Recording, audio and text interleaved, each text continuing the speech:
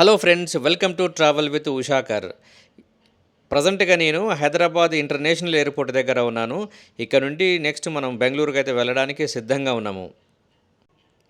బెంగళూరుకు అతి సమీపంలో ఉన్నటువంటి బన్నేరుఘట్ట నేషనల్ జూ పార్క్ని అయితే ఈరోజు ఈ వీడియోలో మనం కవర్ చేయబోతున్నాం. కర్ణాటకలో ఉన్నటువంటి చాలా ప్రదేశాలను మనం ఆల్రెడీ కవర్ చేయడం జరిగింది.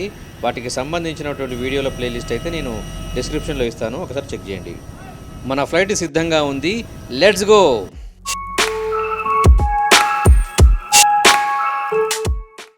ప్రజెంట్గా మనం కర్ణాటక రాష్ట్రంలోని బెంగళూరుకు అతి సమీపంలో ఉన్నటువంటి రామనగర అనేటువంటి డిస్టిక్లో బెన్నేరుఘట్ట జూ పార్కు, తర్వాతకి నేషనల్ పార్కు కూడా ఉంది.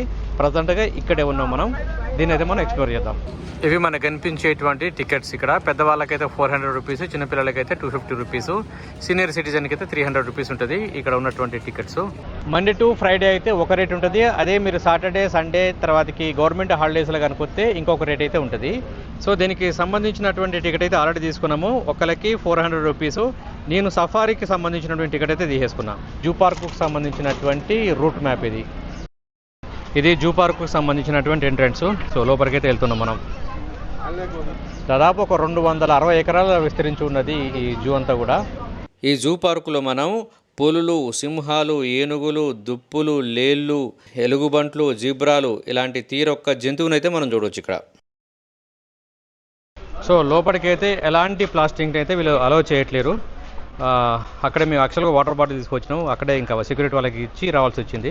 సో మీరు కనుక వస్తే కనుక ఎలాంటి వాటర్ బాటిల్స్, తర్వాత ప్లాస్టిక్ అయితే తీసుకొని రావద్దు. కూడా బస్ కోసం వెయిటింగ్ ఇప్పుడు, సఫారీ వెహికల్ కోసం. ఎవ్రీ 20 మినిట్స్కు ఒక బస్ అయితే ఇక్కడ అందుబాటులో ఉంటుందట. సో ఇప్పుడే వచ్చినాం మేమైతే. ఈ సఫారీ వల్ల లాభం ఏంటంటే మనం అడవి లోపల సంచరించేటువంటి జంతువులను అయితే మనం డైరెక్ట్గా చూసే అవకాశం అయితే లభిస్తుంది. దీనికోసం ఏంటంటే వీళ్ళు ఒక స్పెషల్ బస్సులో మనల్ని తీసుకు. సో ఇదే మనం ఎక్కేటువంటి వెహికల్ ఇది.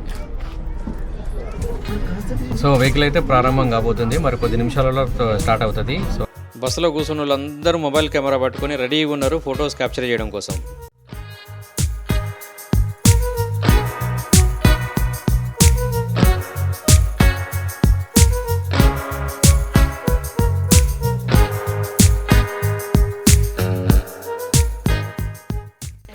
ఈ నేషనల్ జూ పార్కు లోపల అక్కడక్కడ చెరువులు, కుంటలు కూడా కనిపిస్తవి. ఇక్కడ ఉన్నటువంటి జంతువులకు నీటి సౌలభ్యం కోసం ఇవన్నీ కూడా ఏర్పాటు చేశారనుకుంటా. మనం కూర్చున్నటువంటి ఈ బస్సు దాదాపు ఒక 10 నుంచి 15 కిలోమీటర్లు అయితే ట్రావెల్ చేస్తుంది. ఇది ఈ జూ పార్కు మొత్తం కూడా చూడడానికి ఒక దట్టమైనటువంటి ఒక ఫారెస్ట్ను తలపిస్తుంది ఇక్కడ. సో అందుకు ఏమాత్రం తీసిపోదు, చాలా దట్టమైనటువంటి చెట్లు అయితే ఇక్కడ ఉన్నవి.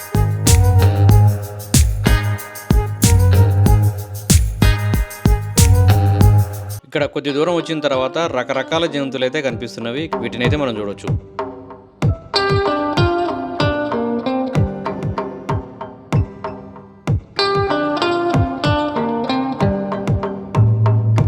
ఇక్కడ చాలా జింకలు ఒకే చోట మేత మేస్తా ఉన్నాయి, చూడండి ఒకసారి.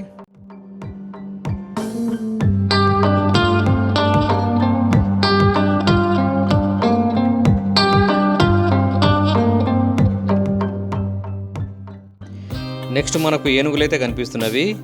వీటికి భారీగా ఫుడ్ని అయితే తీసుకొచ్చేసారు. వీళ్ళంతా ఈ జూ పార్కుకు సంబంధించినటువంటి ఎంప్లాయీస్ అనుకుంటా.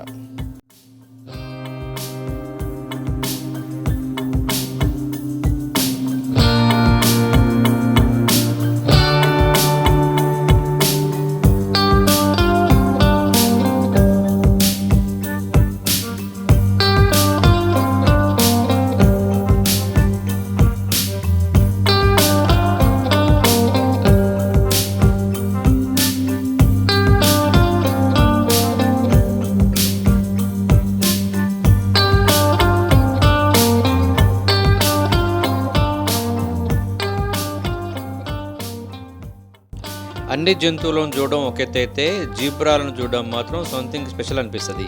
వాటికి ఉన్నటువంటి చర్ల వల్ల కావచ్చు చూడడానికి చాలా కలర్ఫుల్గా అట్రాక్టివ్గా కనిపిస్తూ ఉంటవి. సో వీటిని ఇంత దగ్గరగా చూడడం అనేది నాకైతే ఫస్ట్ టైం.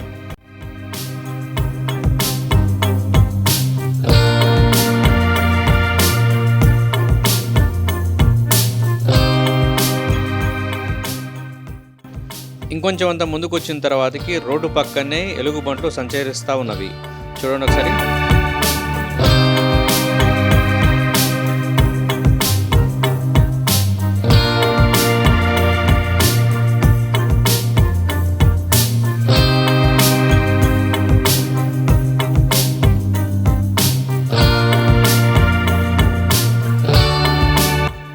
వీటికి ప్లేసే దొరకనట్టు వచ్చి మా బస్సు ముందే కొట్టుకుంటా ఉన్నాయి. చూడండి ఒకసారి.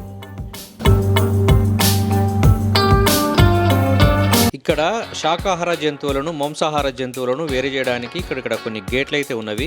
ఈ బస్సు వచ్చినప్పుడు వీటిని ఓపెన్ చేస్తారు, మిగతా టైంలో క్లోజ్ ఉంటుంది.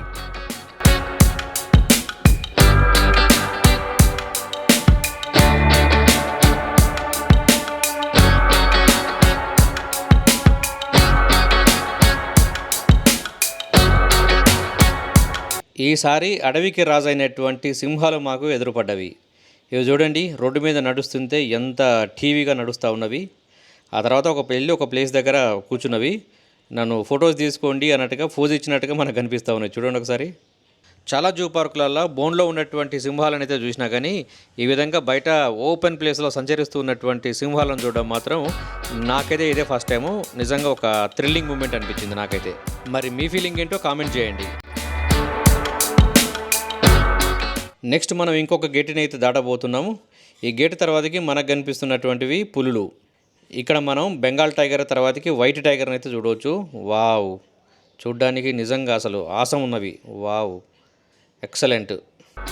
వీటిని చూసినప్పుడు నా ఫీలింగ్ ఏంటంటే ఈవినింగ్ వాకింగ్ కోసం ఇలా బయటకు వచ్చినట్టుగా కనిపిస్తూ ఉన్నవి.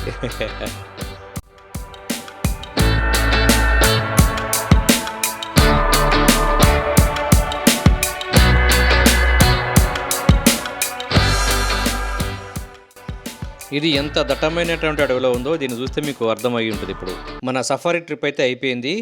ఇదంతా తిరగడానికి దాదాపు ఒక 45 మినిట్స్ అయితే టైం పట్టింది. మనం ఎక్కడైతే ఎక్కామో మళ్ళీ అక్కడికే వచ్చి ఇక్కడ బస్ అయితే ఆపేసారు.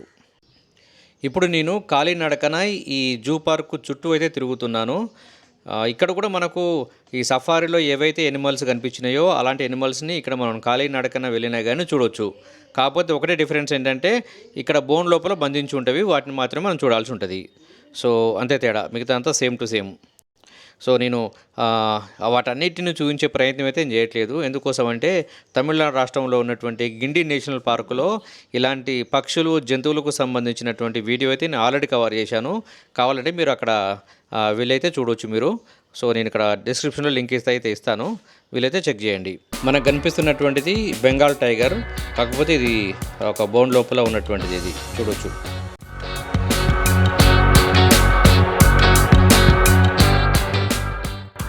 బోటింగ్ కూడా ఉంది, చిన్నపాటి ఒక చెరువులాగా ఉంది. ఇక్కడ బోటింగ్ కూడా అందుబాటులో ఉంది, చూడొచ్చు. ఇక్కడ ఉన్నటువంటి హిప్పోపోటమస్ ప్రశాంతంగా రెస్ట్ తీసుకుంటుంది. చూడండి.